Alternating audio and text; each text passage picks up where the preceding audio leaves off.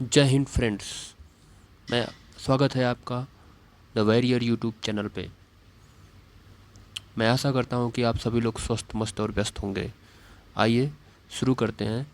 Indian constitution में पहले lecture में हम लोग पढ़ा making of the constitution. Constitution कैसे बना, वो कब बना, कैसे तैयार हुआ, कौन सी सभा गठित की गई, प्रारूप समिति कैसी थी, और भारत में राष्ट्रीय गान को कब अपनाया गया, राष्ट्रीय ध्वज को कब अपनाया गया। इस तरीके से हमने कहीं न कहीं भारत की जितने भी प्रस्तावना से रिलेटेड कुछ भारत के संविधान से रिलेटेड जितने भी संविधान सभा से रिलेटेड जितने भी फैक्ट थे उनको हमने देखा। अब आइए शुरू करते हैं। भारत के संविधान में कितने आर्टिकल तो हम कल ही बता ही दिए थे। 395 आर्टिकल, 22 भाग और 8 अनुसूचियाँ यानी 8 शेड्यूल हैं। तो फिर आइए उसके बारे में देखते हैं कि भाग प्रथम में क्या है, सेकंड में क्या है, थर्ड में क्या है, फोर्थ में क्या है। इस तरीके से हम देखते चलेंगे और एक थोड़ा थोड़ा ओवरव्यू लेते चलेंगे ताकि हमें कुछ न कुछ कहीं ना कहीं किसी न किसी टॉपिक के बारे में पता चले, कौन किस आर्टिकल में है, कौन किस आर्टिकल में है, इस तरीके से कौन किस अनुसूची में है। और सबसे ज़रूरी बात यह है कि हम लोग पढ़ेंगे कॉन्स्टिट्यूशन अमेंडमेंट। कौन कौन से कॉन्स्टिट्यूशन अमेंडमेंट इम्पॉर्टेंट हैं वो हम लोग देखेंगे।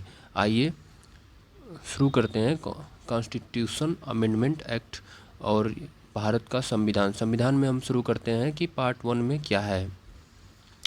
Late us start. Then part 1 भाग 1 में है संघ और उसके राज्य क्षेत्र। ये आर्टिकल 1 से 4 में है। सेकंड में है नागरिकता। पार्ट सेकंड में है नागरिकता। सब्जेक्ट है वो 5 से 11, आर्टिकल 5 to 11 में है। पार्ट 3 में है मौलिक अधिकार। ये आर्टिकल 12 to 35 में है। परीक्षा के दृष्टिकोण से ये बहुत ही इम्पोर्टेंट है, इसे ध्यान में रख के पढ़िएगा। पार्ट 4 में राजकीय नीति निर्देशक तत्व हैं 36 to 51। पार्ट 4A में मौलिक कर्तव्य है 51 का ए या क। पार्ट 5 में संघ सरकार है, यूनियन गवर्नमेंट है, वो 52 से 151 में है। इसमें हम देखते हैं पहले कार्यपालिका है वो 52 से 78, दूसरे पे संसद है वो 79 से 122, तीसरे पे राष्ट्रपति की विधायी शक्तियाँ हैं 123 में, चौथे पे संघ की न्यायपालिका 124 से 147, और पाँचवें पे भारत का नियंत्रक और महालेखा परीक्षक 148 to 51 में है, 151 में। छठे पार्ट में है राज्य सरकार, ये स्टेट गवर्नमेंट। ये आर्टिकल 152 से 23(7) में है। ये कार्यपालिका में इसमें देखते हैं पहले पे क्या है, 153 से 167 आर्टिकल में है, 153 से 167 आर्टिकल।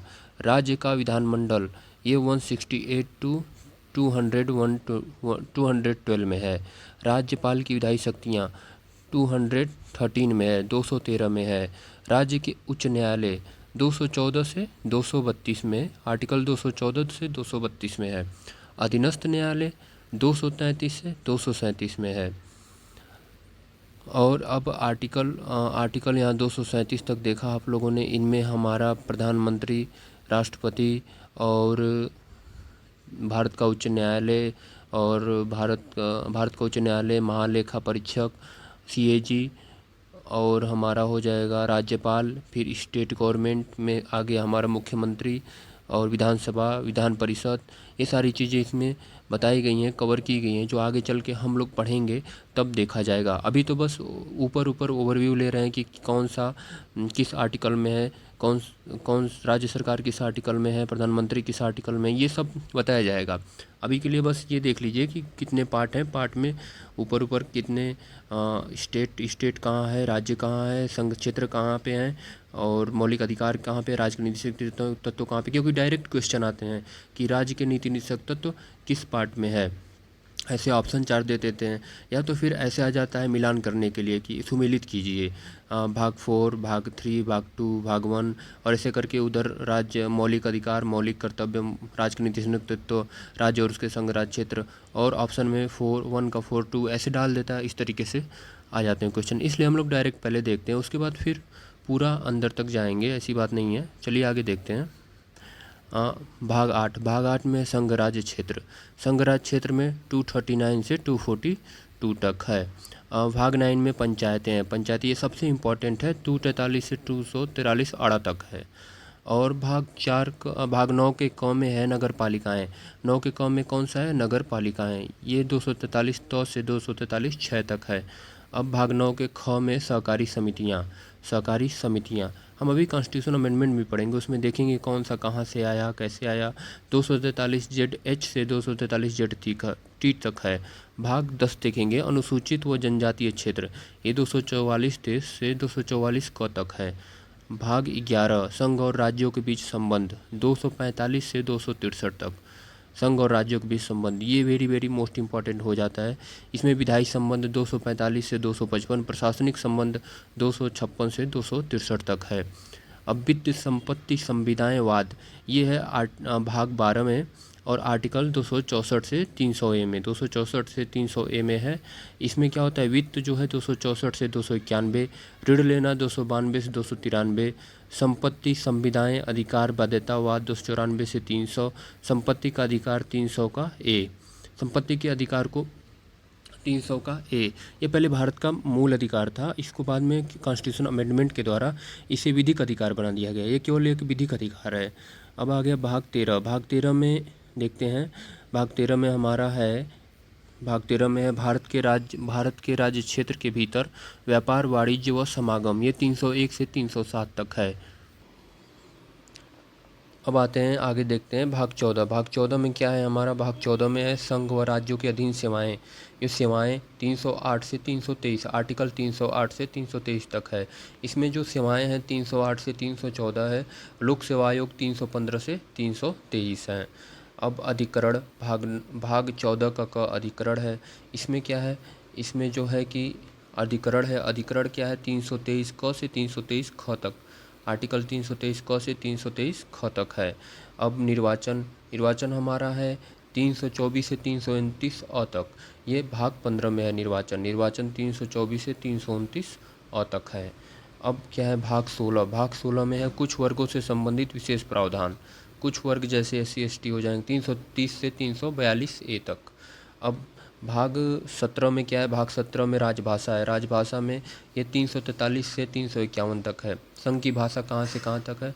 संघ की भाषा हमारा हो जा रहा है कि संघ की भाषा हमारा है 343 से 344 तक संघ की भाषा, और प्रादेशिक भाषा 345 से 347 तक है। अब नेक्स्ट देखते हैं, सर्वोच्च न्यायालय व उच्च न्यायालय आदि की भाषा है 348 से 349। सर्वोच्च न्यायालय व उच्च न्यायालय आदि की भाषा कितनी? 348 से 349, और विशेष निदेश में 350 से 351 है। अब आइए आर्टिकल 18 में देखते हैं, आपात उपबंध है, ये 352 से 360 तक है। आर्टिकल 352 से 307 ये भाग 18 में है। भाग 19 में क्या है? प्रकृड़, ये 361 से 367 तक है। इसमें क्या है कि प्रकृड़ का मतलब ये कि जैसे अन्य उपबंध दे दिए गए हैं, जिसमें अन्य उपबंध दे दिए गए हैं, जैसे कि मान लीजिए राष्ट्रपति और राज्यपाल पे कोई भी कार्रवाई नहीं की जा सकती है, 361 से 367 आर्टिकल में दिया गया है। उन पे कोई भी न्यायालय से कोई भी नोटिस नहीं जारी किया जा सकता, ऐसा कुछ रिलेटेड करके दिया गया है। और भाग 20 में क्या है? भाग 20 में संविधान का संशोधन। भाग 20 में है संविधान का संशोधन, ये भाग 20 में है, और ये 368 रिलेट करके है। भाग 21 में अस्थायी संक्रमणशील व विशेष उपबंध 369 से 392, और भाग 22 में है संक्षिप्त नाम प्रारंभ हिंदी 393 से 395।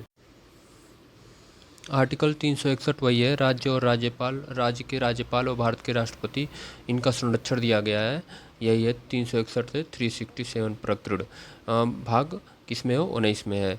आइए अब आगे देखते हैं, भाग 20 संविधान का संशोधन 368, अस्थायी व संक्रमणशील व विशेष उपबंध 369 to 392, ये भाग 21 में है।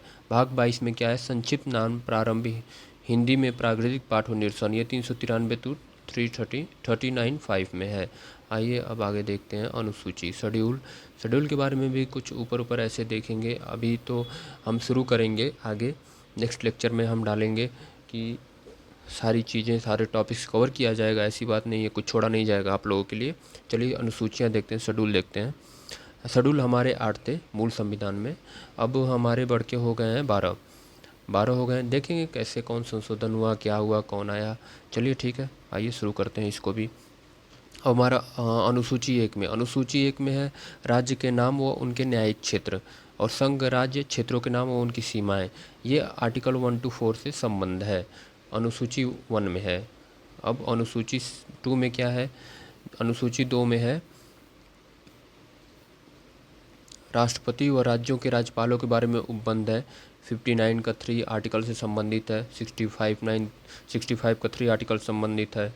भारत के नियंत्रक व महालेखा परीक्षक का वेतन 148 के सब कॉन्स 3 में है। लोकसभा के अध्यक्ष व उपाध्यक्ष के वेतन व भत्ते 97 से संबंधित है। न्यायाधीशों के वेतन 125 से संबंधित है। मंत्रियों के वेतन और भत्ते 164 के 5 से संबंधित है राज्य विधानमंडल के। और विधानसभा के अध्यक्ष व उपाध्यक्ष के वेतन भत्ते ये भी 186 से संबंधित है। विधान परिषद का भी अध्यक्ष उपाध्यक्ष के वेतन भत्ते, जाहिर सी बात है जो अनुसूची 2 है वो मंत्रियों के भत्ते से संबंधित है, जो भत्ता दिया जाता है यानी जो भी सैलरी दी जाती है उससे संबंधित है, वेतन और भत्ते। ठीक है, ये अनुसूची सेकेंड है। अब आइए अनुसूची थर्ड में देखते हैं। अनुसूची थर्ड हमारी है शपथ के प्रारूप दिया गया है। इसमें शपथ, जैसे संघ के मंत्री शपथ लेते हैं, संसद के निर्वाचन हेतु अभ्यर्थी शपथ लेते हैं, संसद के सदस्यों द्वारा शपथ होती है, सर्वोच्च न्यायालय के न्यायाधीशों द्वारा शपथ होती है, भारत के नियंत्रक और महालेखा परीक्षक के द्वारा शपथ होती है, राज्य विधानमंडल के मंत्रियों के द्वारा शपथ होती है और उच्च न्यायालय के न्यायाधीशों द्वारा शपथ होती है।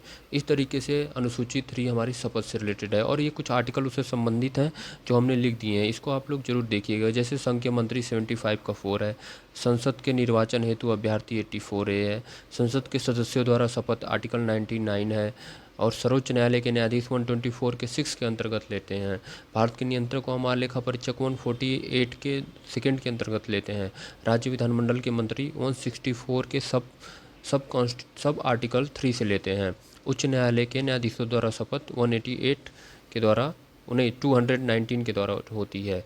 इस तरीके से हम अब देखेंगे भाग 4, अनुसूची 4, शेड्यूल 4 क्या कहता है? शेड्यूल 4 ये है कि राज्य व केंद्र शासित प्रदेशों के लिए राज्यसभा में सीटों का आवंटन, ये आर्टिकल 4 का सब आर्टिकल 1 है। आगे है सभी राज्यसभा में राज्यों और संघ राज्य क्षेत्रों के प्रतिनिधियों द्वारा भरे जाने वाले सीटों का आवंटन, ये आर्टिकल 80 का सब आर्टिकल 2 है। ठीक है, अब आइए देखते हैं भाग 5, अनुसूचित व जनजातीय क्षेत्रों के प्रशासन तथा नियंत्रण के बारे में उपबंध, ये आर्टिकल 244 से संबंधित रखता है।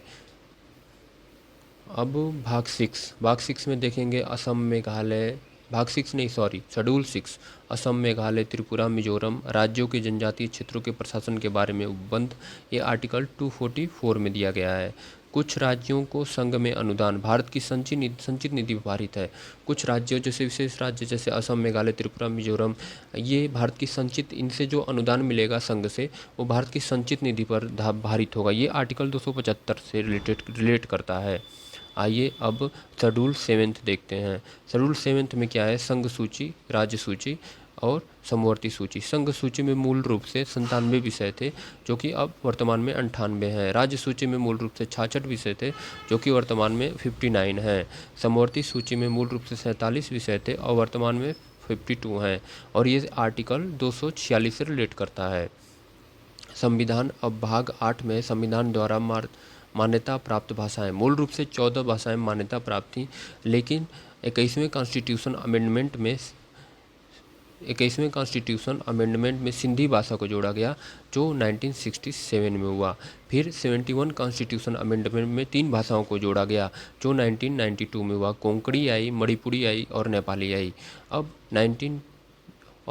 92 कॉन्स्टिट्यूशन अमेंडमेंट एक्ट में बोडो, डोगरी, मैथिली, संथाली 2003 में इसे जोड़ा गया। वर्तमान में कितनी कुल भाषाएं हो गई? 22 भाषाएं हो गई, यानी हमारी जो भाषाएं थी 8 भाषाओं को टोटली जोड़ा गया।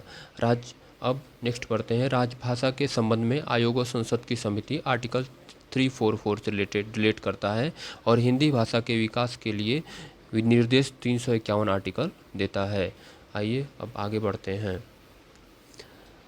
शेड्यूल नाइन्थ क्या है? शेड्यूल नाइन्थ ये है कि भू सुधारों और जमींदारी प्रणाली से संबंधित इसे फर्स्ट कॉन्स्टिट्यूशन अमेंडमेंट एक्ट 1951 के द्वारा इसे जोड़ा गया। ये आर्टिकल 3(1) के ख से रिलेट करता है।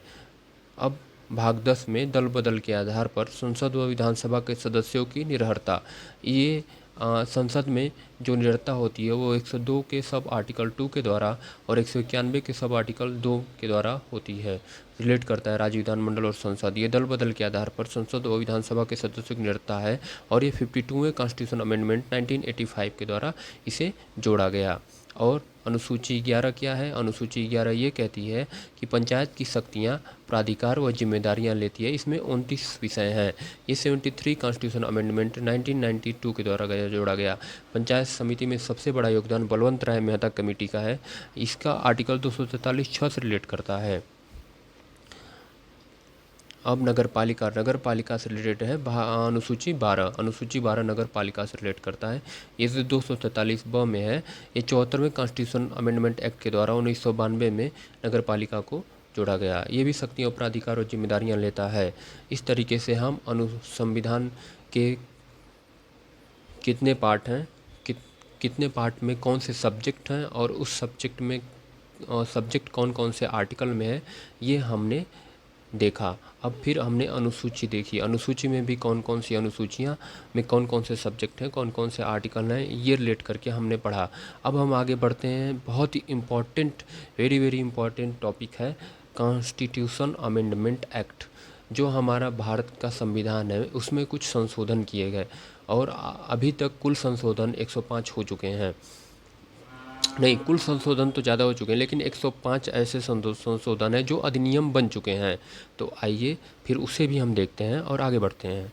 चलिए पढ़ते हैं। अब पहला है प्रथम संविधान संशोधन अधिनियम 1951। भारत में प्रथम संविधान संशोधन कब हुआ? तो 1951 में हुआ। तो उसके बारे में हम लोग अब शुरू करते हैं। प्रथम संविधान संशोधन अधिनियम 1951। इसमें क्या संशोधन किया गया कि सामाजिक व आर्थिक तथा पिछड़े वर्ग की उन्नति के लिए विशेष उपबंध बनाया गया।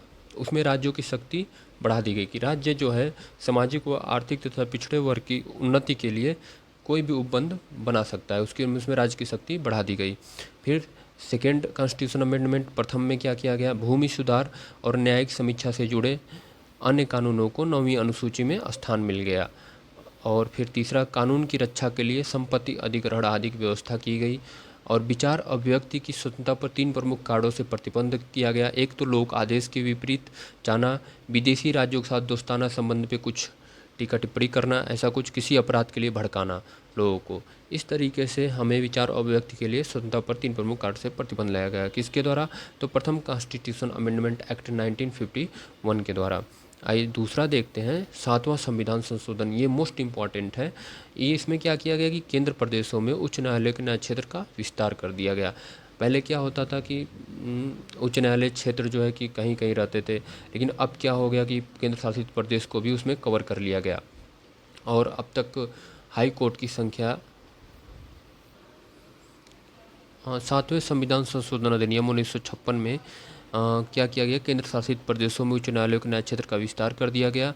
2 या 2 से अधिक राज्यों के बीच सामूहिक न्यायालय की स्थापना की गई और उच्च न्यायालय में अतिरिक्त न्यायाधीश व कार्यकारी न्यायाधीशों की नियुक्ति की व्यवस्था की गई। इस तरीके से 7वें संविधान संशोधन हमारा इम्पॉर्टेंट हो जाता है। अभी तक भारत में 250 हाई कोर्ट हैं, 250 हाई कोर्ट। अब नेक्स्ट देखते हैं 31वां कॉन्स्टिट्यूशन अमेंडमेंट। इसमें क्या होता है कि लोकसभा की सीटों को संख्या को बढ़ाकर 525 से 545 कर दिया जाता है। ये 1972 में होता है 31वां कॉन्स्टिट्यूशन। 36वां, इसमें सिक्किम को भारतीय संघ का पूर्ण राज्य बना दिया जाता है। सिक्किम को भारतीय संघ का पूर्ण राज्य बनाया गया 1975 में। अब आइए देखते हैं 42वां constitution amendment act 1976। Very very most important act है ये। और इस तरीके से ये मिनी कॉन्स्टिट्यूशन भी कहा जाता है। इसमें बहुत सारी ऐसे कॉन्स्टिट्यूशन अमेंडमेंट एक्ट हुए हैं जिससे हमारे देश पे बहुत ही अच्छा हो रहा है आज की वर्तमान में। आइए देखते हैं 3 नए शब्द जोड़े गए। कौन कौन से शब्द? समाजवादी, धर्मनिरपेक्ष और अखंडता। 3 नए शब्द जोड़े गए और प्रस्तावना में सर्वप्रथम संशोधन हुआ, समाजवादी, धर्मनिरपेक्ष और अखंडता, इन तीनों के द्वारा। यही बस एक ही बार प्रस्तावना में संशोधन हुआ है, 42वें कॉन्स्टिट्यूशन अमेंडमेंट एक्ट के द्वारा। अब क्या है? नागरिकों के मूल कर्तव्यों को जोड़ा गया। इसमें भाग 4 के क में राष्ट्रपति को कैबिनेट की सलाह के लिए बाध्य कर दिया गया है। वो कैबिनेट की सलाह से ही कुछ कर सकता है। और संविधान संशोधन को न्यायिक जांच से बाहर कर दिया गया। अब 1971 की जनगणना के आधार पर 2001 तक लोकसभा सीटों और राज्य विधानसभा सीटों के लिए निश्चित किया गया। राज्य में राष्ट्रपति शासन के कार्यकाल में एक बार से 6 माह से 1 साल तक बढ़ोतरी की गई। 3 नए निदेशक तत्व जोड़े गए, समान न्याय व निःशुल्क विधिक सहायता, उद्योगों के प्रबंध में कर्मकारों का भाग लेना, और तीसरा जोड़ा गया पर्यावरण का संरक्षण तथा संवर्धन और वन्य तथा वन्यजीवों की रक्षा। न्यायिक समीक्षा एवं रिट न्याय क्षेत्र में उच्चतम एवं उच्च न्यायालयों की शक्ति की कटौती की गई, परंतु नेक्स्ट 44 कॉन्स्टिट्यूशन अमेंडमेंट के एक्ट के द्वारा न्यायिक समीक्षा और रिट न्याय क्षेत्र में उच्चतम उच्च न्यायालय को पूर्ववत कर दिया गया। आइए अब आगे पढ़ते हैं। आगे 44 कॉन्स्टिट्यूशन अमेंडमेंट एक्ट, इसे देखते हैं। इसमें क्या किया गया कि उच्चतम व उच्च न्यायालयों की कुछ शक्तियों को फिर से प्रदान किया गया। वही रिट और भी कुछ शक्तियाँ रही होंगी जिन्हें खत्म किया गया, उन्हें पूर्ववत कर दिया गया। अब फिर राष्ट्रीय आपात के संदर्भ में आंतरिक अशांति शब्द को के स्थान पर सशस्त्र विद्रोह कर दिया गया। ठीक है। मूल अधिकार की सूची से संपत्ति के अधिकार को समाप्त करके केवल एक विधिक अधिकार कर दिया गया। हम लोग पढ़े थे 300 क, हम लोग पढ़े हैं, ये संपत्ति इसी के अंतर्गत ला दिया गया। अब आर्टिकल 20 व 21 द्वारा मूल अधिकार को राष्ट्रीय आपातकाल में निलंबित नहीं किया जा सकता है। अब नेक्स्ट देखते हैं। न्यायालय के राष्ट्रपति, उपराष्ट्रपति, प्रधानमंत्री, लोकसभा के अध्यक्ष के निर्वाचन संबंधी विवाद मामलों पर निर्णय देने की शक्ति छीन ली गई। इसके उपबंध को हटाया गया। जो न्यायालय की शक्ति थी, जैसे राष्ट्रपति, उपराष्ट्रपति, प्रधानमंत्री, लोकसभा अध्यक्ष का निर्वाचन संबंधी विवाद था, उसको उपबंध लगा दिया गया। वो शक्ति छीन ली गई थी कि ये जो है कि ये न्यायालय इसमें कुछ नहीं कर सकता, परंतु इसमें भी कर सकता है। इस उपबंध को हटा दिया गया। अब आगे देखते हैं। संसद विधानमंडल की कार्यवाही की रिपोर्ट के समाचार पत्र में प्रकाशन के लिए संवैधानिक संरक्षण प्रदान किया गया। संसद को क्या किया गया? संसद और विधानमंडल की कार्यवाही को समाचार पत्र में प्रकाशन करने के लिए उसके लिए संवैधानिक संरक्षण प्रदान कर दिया गया। अब आर्टिकल 61 के कॉन्स्टिट्यूशन अमेंडमेंट एक्ट 1989 का देखते हैं। उसमें क्या होता है कि लोकसभा विधानसभा चुनाव मतदान की उम्र 21 वर्ष से घटाकर 18 वर्ष कर दी गई। जैसे क्वेश्चन ये पूछ सकता है कि कौन सा संविधान संशोधन था जिसमें लोकसभा विधानसभा चुनाव में मतदान की उम्र 21 वर्ष से घटाकर 18 वर्ष कर दी गई? तो इस तरीके से 4 ऑप्शन रख देगा। किसी में 61 लिख देगा, किसी में 64 लिख देगा, किसी में 67 लिख देगा, किसी में 68 लिख देगा। तो आप क्या लगा के आएंगे? 61, 61वें कॉन्स्टिट्यूशन अमेंडमेंट एक्ट के द्वारा। अब 69वां कॉन्स्टिट्यूशन अमेंडमेंट एक्ट 1991, ये इंपॉर्टेंट इसलिए हो गया क्योंकि यूपीपीसीएस प्रीलिम 2022 में ये पूछा गया था। केंद्र शासित राज्य दिल्ली को राष्ट्रीय राजधानी दिल्ली बनाया गया। ठीक है, राष्ट्रीय राजधानी का दर्जा दिया गया। किस अमेंडमेंट एक्ट के द्वारा? तो 69 के द्वारा। 73वां कॉन्स्टिट्यूशन अमेंडमेंट एक्ट पंचायत को संवैधानिक दर्जा दिया गया। 29 कार्य मदें जोड़ी गई। 74वां कॉन्स्टिट्यूशन अमेंडमेंट 1992 शहरी अस्थायी निकायों को संवैधानिक स्थिति सुरक्षा प्रदान की गई। नगरपालिका नाम दिया गया। ठीक है। अब आइए अगला देखते हैं। 86वां कॉन्स्टिट्यूशन अमेंडमेंट, ये भी एक तरीके से बहुत ही इंपॉर्टेंट है। इसमें प्रारंभिक शिक्षा को मूल अधिकार बनाया गया। निदेशक तत्वों के आर्टिकल 45 की विषय वस्तु बदल दी गई। इसमें क्या कहा गया? राज्य सभी बालकों को 14 वर्ष आयु पूरी होने तक निःशुल्क व अनिवार्य शिक्षा देने के लिए उपबंध करने का प्रयास करेगा। और आर्टिकल 51A के तहत एक नया मूल कर्तव्य जोड़ा गया। यह हर भारतीय नागरिक का कर्तव्य होगा कि वह अपने बच्चे को, चाहे वह उसके माता पिता हों या अभिभावक हों, 6 वर्ष से 14 वर्ष की उम्र तक शिक्षा की सुविधा उपलब्ध कराए।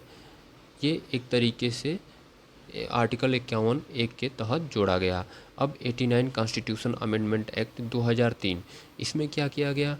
राष्ट्रीय अनुसूचित जाति व जनजाति आयोग को 2 भागों में बांट दिया गया। आर्टिकल 338 के अंतर्गत राष्ट्रीय अनुसूचित जाति आयोग को रखा गया और आर्टिकल 338A के अंतर्गत राष्ट्रीय अनुसूचित जनजाति आयोग को रखा गया। और इन दोनों में 5 सदस्य होते हैं। एक सदस्य अध्यक्ष होता है, दूसरा उपाध्यक्ष होता है और 3 अन्य सदस्य होते हैं जिनकी नियुक्ति राष्ट्रपति करता है। आइए अब अगला देखते हैं 91 कॉन्स्टिट्यूशन अमेंडमेंट एक्ट 2003। इसमें क्या किया गया कि जितनी हमारी लोकसभा हैं, विधानसभा हैं, इनमें जो सदस्य हैं उनकी संख्या निश्चित कर दी गई कि इससे अधिक नहीं होंगे। जैसे प्रधानमंत्री समेत मंत्रियों की अधिकतम संख्या लोकसभा के कुल सदस्य संख्या के 15% से अधिक नहीं होगी। राज्य विधानसभा में भी यही उपबंध किया गया जो यहाँ पे किया गया, परंतु राज्यों में मुख्यमंत्री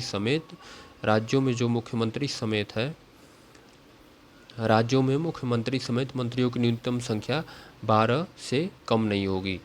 आर्टिकल 164 के अंतर्गत है। अब दल बदल में भी एक उपबंध को समाप्त कर दिया गया। विभाजन के मामले में दल बदल के आधार पर अयोग्यता नहीं मानी जाएगी। इस तरीके से हमारा 91वां कॉन्स्टिट्यूशन अमेंडमेंट एक्ट 2003 के अंतर्गत क्या क्या क्रिया हुई वो हमने देखा। अब 97वें कॉन्स्टिट्यूशन अमेंडमेंट एक्ट में देखते हैं सहकारी समिति। सहकारी समिति को एक संवैधानिक स्थान संरक्षण प्रदान किया गया। ये भाग 9 का ख में जोड़ा गया और सहकारी समिति बनाने का अधिकार मौलिक अधिकार बना दिया गया और सहकारी समिति को बढ़ावा देने के लिए एक नया DPSP सिद्धांत लाया गया। DPS में भी बदलाव हुआ, मौलिक अधिकार में भी जोड़ा गया इसको। अब भाग 9 का ख अलग से बनाया गया। इस तरीके से सहकारी समिति को एक संवैधानिक स्थान और संरक्षण प्रदान किया गया। अब 99वां कॉन्स्टिट्यूशन अमेंडमेंट एक्ट देखते हैं। इसमें क्या होता है, राष्ट्रीय न्यायिक नियुक्ति आयोग की स्थापना की गई। कहाँ पे? सुप्रीम कोर्ट में। तो इससे क्या किया, सुप्रीम कोर्ट में राष्ट्रीय न्यायिक नियुक्ति की स्थापना की गई, NJAC। तो इसको फिर 2015 में असंवैधानिक रद्द घोषित कर दिया गया और फिर पुरानी कॉलेजियम प्रणाली को स्थापित कर दिया गया। जो पुरानी चली आ रही थी कॉलेजियम प्रणाली से, उसको स्थापित कर दिया गया। किस अमेंडमेंट एक्ट के द्वारा? 99वां कॉन्स्टिट्यूशन अमेंडमेंट एक्ट 2014। NJAC को समाप्त किया गया और पुरानी कॉलेजियम प्रणाली को 2015 में NJAC को समाप्त किया गया। NJAC जो है 2014 में लाई गई थी 99वां कॉन्स्टिट्यूशन अमेंडमेंट एक्ट के द्वारा। ठीक है, इस बात को ध्यान रखें। कॉन्स्टिट्यूशन अमेंडमेंट एक्ट जो 2016 के द्वारा GST लाया गया और GST जो है कब लागू हुआ? तो 1 जुलाई 2017 को। GST परिषद का मुख्यालय कहाँ है? वस्तु एवं सेवा कर परिषद का मुख्यालय कहाँ है? तो न्यू दिल्ली में है। GST लागू करने वाला प्रथम देश कौन सा था? तो फ्रांस था। GST अपनाने वाले देशों की संख्या कितनी है? 160 है GST अपनाने वाले देशों की संख्या। और GST बिल पारित करने वाला भारत का प्रथम राज्य कौन था? तो असम था। इस तरीके से इम्पोर्टेंट फैक्ट देखा गया। अब 102 कॉन्स्टिट्यूशन अमेंडमेंट एक्ट 2018 में राष्ट्रीय पिछड़ा वर्ग आयोग को संवैधानिक दर्जा प्राप्त हुआ। इसे 1993 में एक एक्ट के द्वारा स्थापित किया गया था। अब 103वें कॉन्स्टिट्यूशन अमेंडमेंट एक्ट 2019 से हम लोग इकोनॉमिकली वीक सेक्शन को देखते हैं। आर्थिक रूप से कमज़ोर वर्ग को लोग को 10% आरक्षण, ये जो 10% आरक्षण मिला ये मौजूद आरक्षण से अतिरिक्त होगा, ये कहा गया 103वें कॉन्स्टिट्यूशन अमेंडमेंट एक्ट में। अब 104वां कॉन्स्टिट्यूशन अमेंडमेंट एक्ट होता है। इसमें SC और ST के सीटों का आरक्षण बढ़ाया गया। कितने वर्षों के लिए? तो 10 वर्षों के लिए। और एंग्लो इंडियन में लोकसभा में 2 होते, विधानसभा में 1 होते, इनको समाप्त कर दिया गया। आइए आगे बढ़ते हैं। 105वां कॉन्स्टिट्यूशन अमेंडमेंट एक्ट वो हुआ 18 अगस्त 2021 को। ये करंट में है। पिछड़े वर्ग में कौन कौन सी जाति होगी उसका निर्धारण कौन करेगा? राज्य करेगा। 105वें कॉन्स्टिट्यूशन अमेंडमेंट एक्ट के द्वारा हुआ। इस तरीके से हम लोगों ने संविधान में कितने आर्टिकल और कितने पार्ट और कौन कौन से सब्जेक्ट कौन कौन से आर्टिकल से रिलेट हैं, फिर उसके बाद हम लोगों ने शेड्यूल देखा।